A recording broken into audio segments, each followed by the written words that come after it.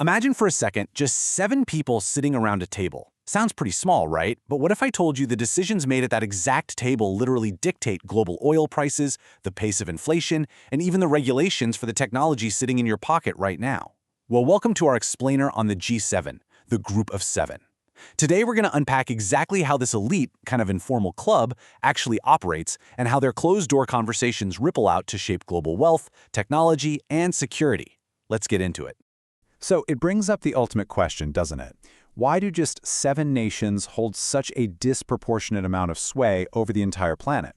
I mean, it's a small group for sure, but collectively, these members represent a massive slice of the world's wealth, geopolitical influence, and innovation. We're going to discover exactly how these specific countries built that kind of leverage and why it absolutely matters to you, whether you're an investor, an engineer, or really just someone paying an electricity bill. Section 1. The Global Boardroom. To really grasp the power of the G7, we first need to look at who's actually sitting at the table, right? And, the specific superpowers they bring with them.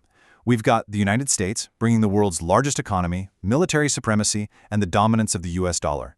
Then there's Germany, anchoring the group with massive manufacturing exports as Europe's biggest economy. The UK operates as this incredibly vital financial hub through the London markets. Japan brings crucial tech and auto manufacturing, especially when it comes to semiconductors. France, they provide heavy-hitting EU leadership and deep diplomatic ties. Italy offers a major industrial economy with strategic Mediterranean influence, and Canada rounds it out with vast natural resources, energy, and those all-important critical minerals. Oh, and we absolutely can't forget the European Union, which also participates to represent its 27 member states. Put that all together, and it's a deeply interconnected, incredibly formidable force.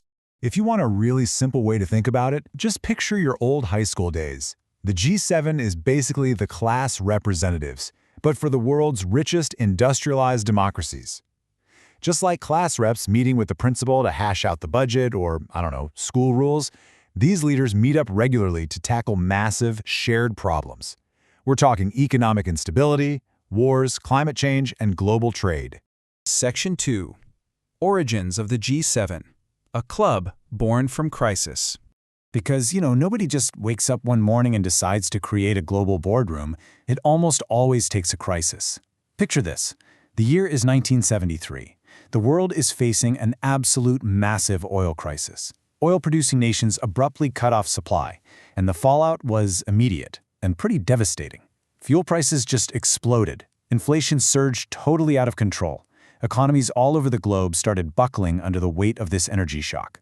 So, the world's major economies quickly realized, hey, we desperately need a forum where our leaders can talk directly to one another and coordinate a unified response to stop the bleeding. Coming out of that 73 crisis, the very first official summit was held in Rambouillet, France in 1975. And initially, it was actually just a G6. That was France, the US, the UK, West Germany, Italy, and Japan. Canada jumped in the following year, officially creating the G7 we know today. Now, interestingly enough, in 1997, Russia was invited to join, which made it the G8 for a while. But following the Crimea crisis in 2014, Russia was suspended, which brought the group right back to its current G7 format. So the roster has shifted a bit, but that core mission of crisis management, that hasn't changed. Section 3. How decisions are made. Consensus over force. So how does a club full of massive global egos actually get anything done? Well, think of a neighborhood homeowners association meeting. The residents get together to figure out security, maybe maintenance, the water budget. But here's the catch. Nobody can actually force anyone else to do anything. Instead, they have to build consensus. They have to persuade each other. And international diplomacy at the G7 level works exactly like this. It is all about finding common ground, not issuing top-down orders. And honestly, this is one of the most surprising things about the G7. Despite its immense power to literally move global markets, it is entirely informal. Seriously, think about this. There's no G7 parliament, no voting system. There isn't even a permanent headquarters or a constitution. The group has absolutely zero legal authority to pass any laws. Every single thing they achieve relies strictly on voluntary consensus and mutual agreements. Crazy, right? So how does a summit actually unfold in the real world? Well, the presidency rotates every single year. For instance, Italy hosted in 2024, Canada in 2025, and France will take the reins in 2026. Once that host country is picked, they set the agenda. Then, various government ministers, think finance and foreign ministers, they meet throughout the year to hash out all the nitty-gritty details on things like banking or security. All of this builds up to the highly publicized Leaders Summit. Finally, they release joint statements, and then the real work begins, taking those promises back home and turning them into actual national policy. Section 4. The Real-World Impact. How the G7 affects you. It's really easy to look at those summits as just politicians standing around taking photos. But the reality is, you feel the effects of those meetings every single day.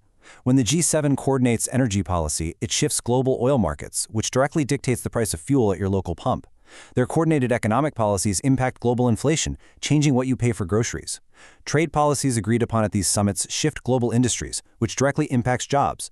When they sit down and discuss securing semiconductor supply chains, they are literally influencing the cost and availability of your next smartphone.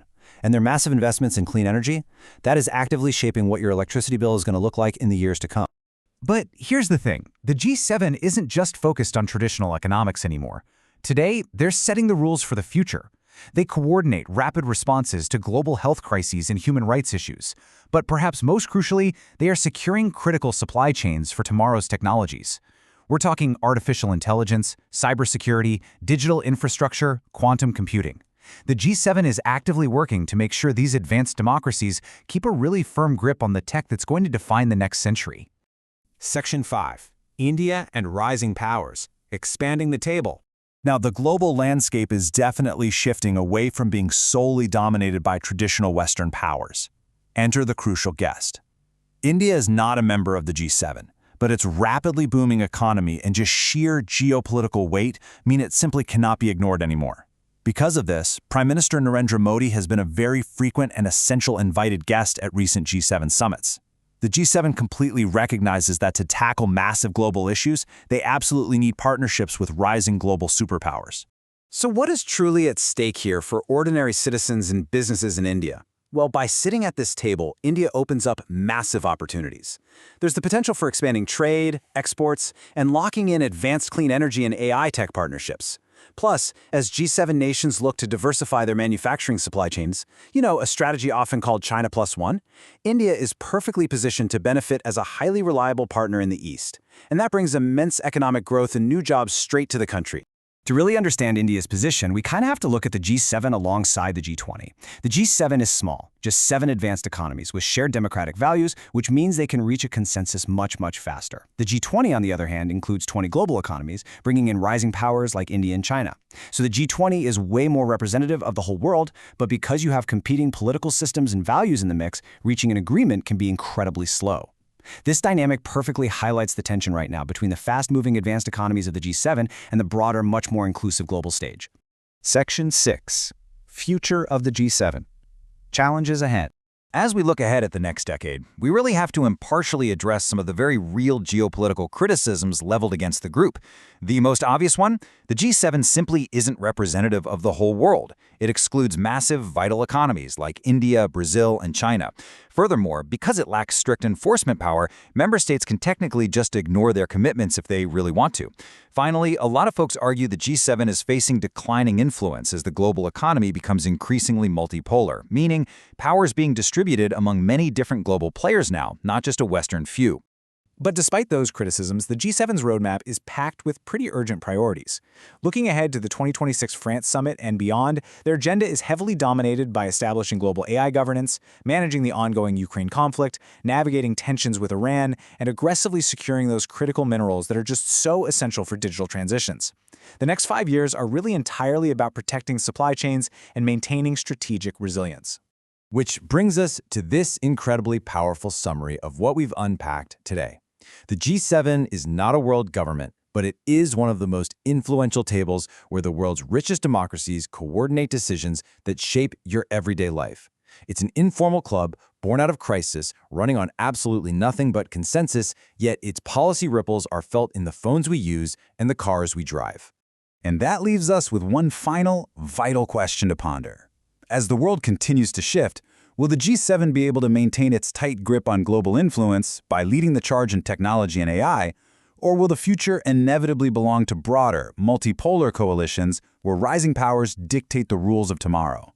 It's a fascinating geopolitical chess match, right? And one that will absolutely shape the world we live in. Thank you so much for joining us for this explainer. Until next time, keep learning, keep thinking, and keep growing.